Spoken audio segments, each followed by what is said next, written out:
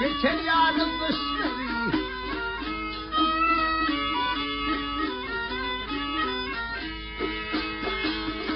Hep bağlamına bağlar bakar ey, velidir iğnerin ağaçları.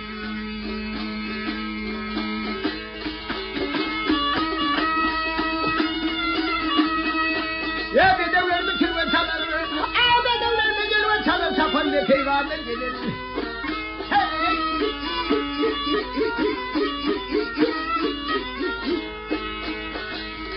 Ya tabım tapsak önde vardır ey, bir pervai gel kuşları.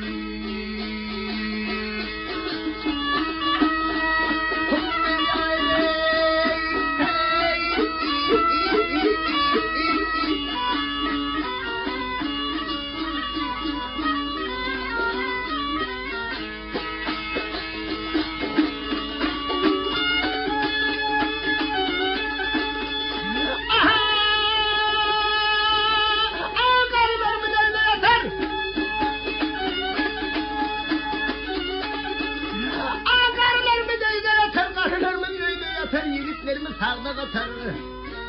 Hey!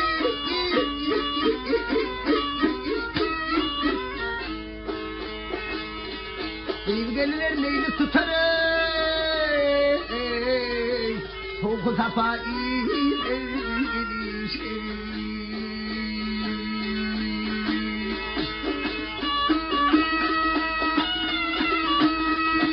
ya Yusuf Bey diye sözleri için, Yusuf Bey diye sözleri için halimle şirkten ağlasın.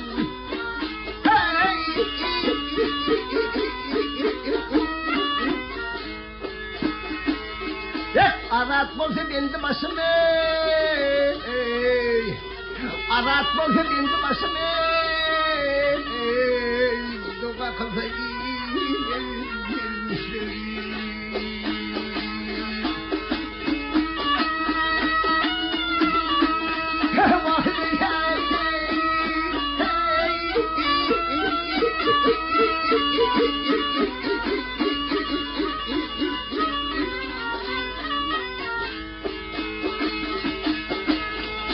Sevgililer meyli tutar